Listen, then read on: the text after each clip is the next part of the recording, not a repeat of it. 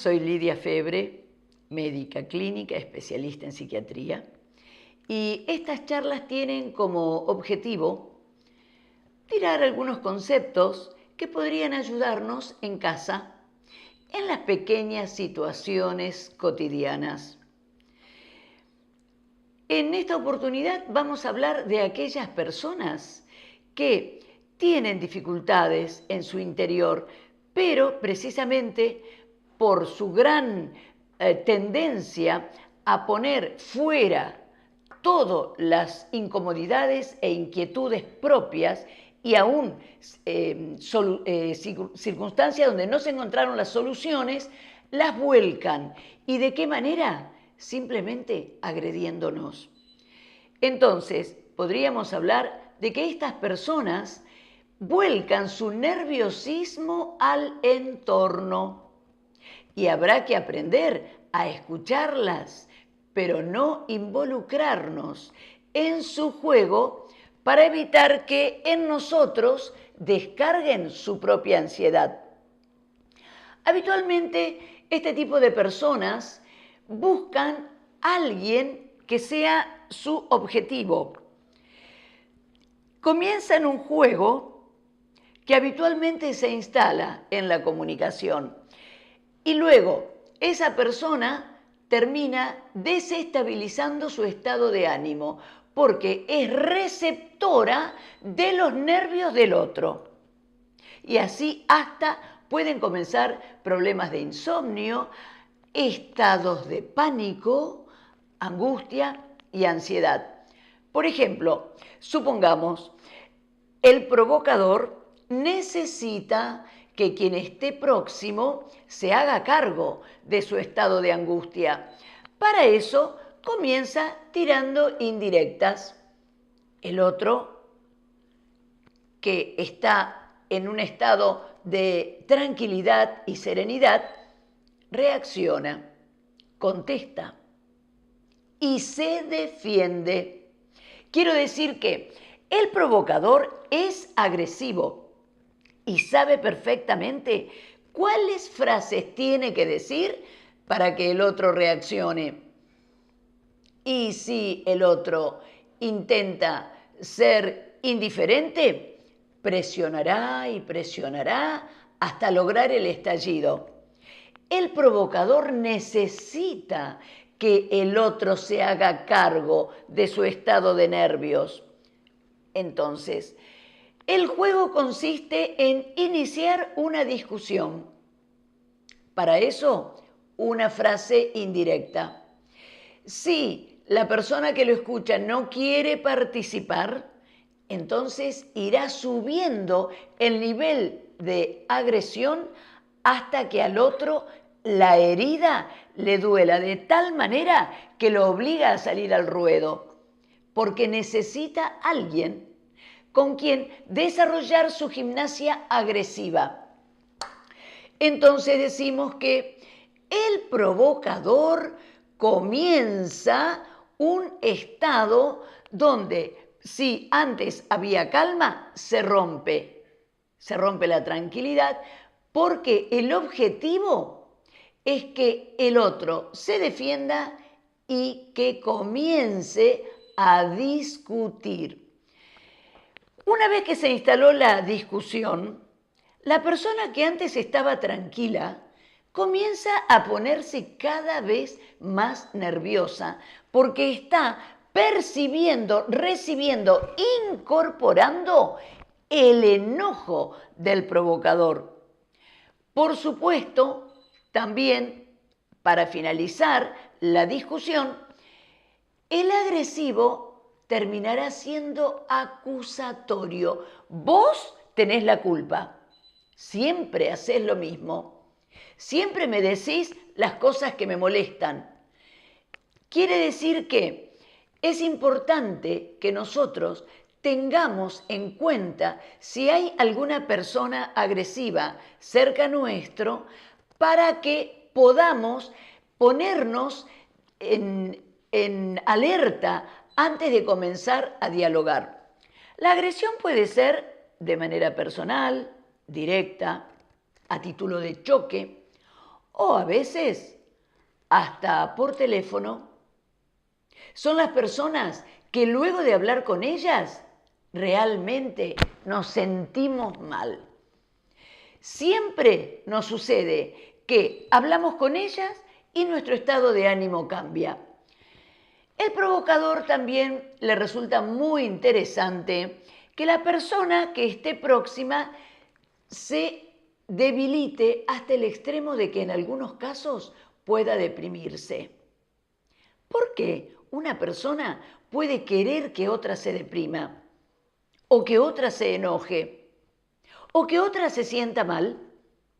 Por una sencilla razón, porque necesita desalojar de su interior todo lo doloroso y el enojo para trasladarlo, depositarlo en alguien que en un principio estaba tremendamente tranquilo.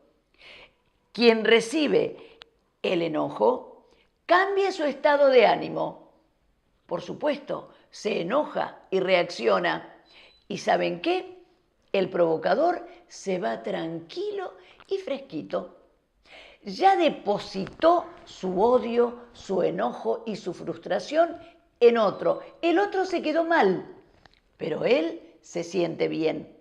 Solamente puede sentirse bien después que cambió el buen estado de ánimo del otro en un estado de angustia, amargura o un estado de ira. ¿Por qué existen este tipo de personas? Este problema en el provocador, este enojo y el estado agresivo, no comenzó en realidad desde el momento en que nosotros lo conocemos o la conocemos, porque este problema está en el interior quizá desde los 2 años o 3, lo que significa que el enojo que tuvo en los primeros años de su vida como consecuencia de haber pertenecido a una familia donde el maltrato, el desprecio y la provocación son comunes. Y cuando niñito y veía que los adultos se peleaban, realmente se enojaba mucho. Así fue que este niñito fue creciendo, pero con él el enojo también lo acompañó, porque esta familia durante los primeros años de vida le transmitió mucho enojo y en algunas circunstancias, hasta el día de la fecha, cuando ya es una persona adulta, la misma familia agresiva continúa comportándose igual, siempre con la comunicación viciosa que, por supuesto, no lo hacen a propósito, porque a su vez aprendieron en su hogar a romper la calma y a ponerse muy ansiosos cuando los demás están bien. Quiere decir que establecen el sistema del sub y baja. Cuando el nervioso ve que una persona está bien, él está mal. Luego necesita que el otro baje y se sienta mal, entonces él se siente triunfante, lo derrotó. La persona agresiva habitualmente suele ser competitiva y además controladora. ¿Qué significa esto? Que está observando cómo se sienten los demás. En muchísimos casos podemos agregar además un componente muy duro, que es la envidia. Quiere decir que van a reaccionar cuando al otro le vaya muy bien. Son personas con las cuales no vamos a poder compartir nuestros momentos felices, ni siquiera nuestros triunfos ni éxitos, porque en realidad se van a sentir incómodos, ofuscados, molestos. Ahí aparece la envidia y sienten que el otro les ganó. y ellos se sienten entonces en un estado de derrota.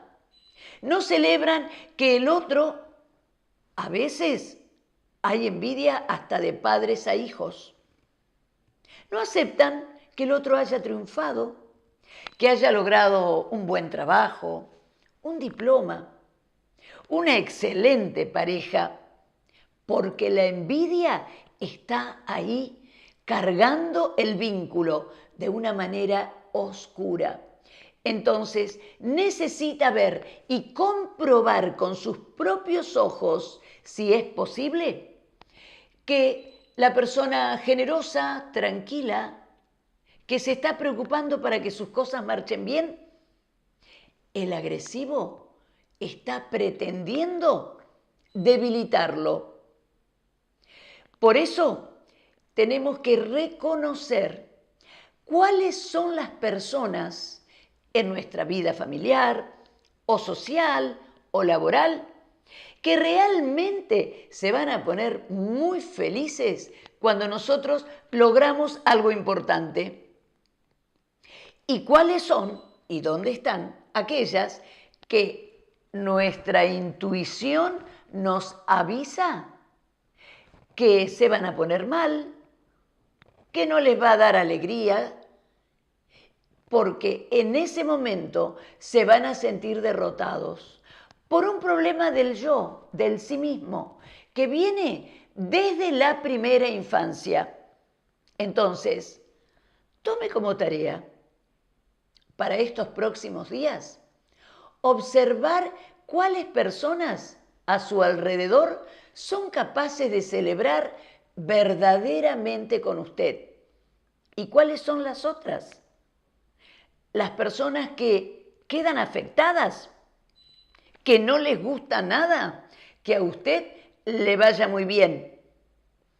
A estas personas no les dé demasiada información, porque están permanentemente observando para tener más datos de su vida. Entonces, comparta con aquellas personas que usted sienta que realmente nutren su vida. Las otras, si no las puede evitar, sígalas visitando, seguramente seguirán compartiendo su entorno, pero no le transmita demasiada información. ¿Qué le parece?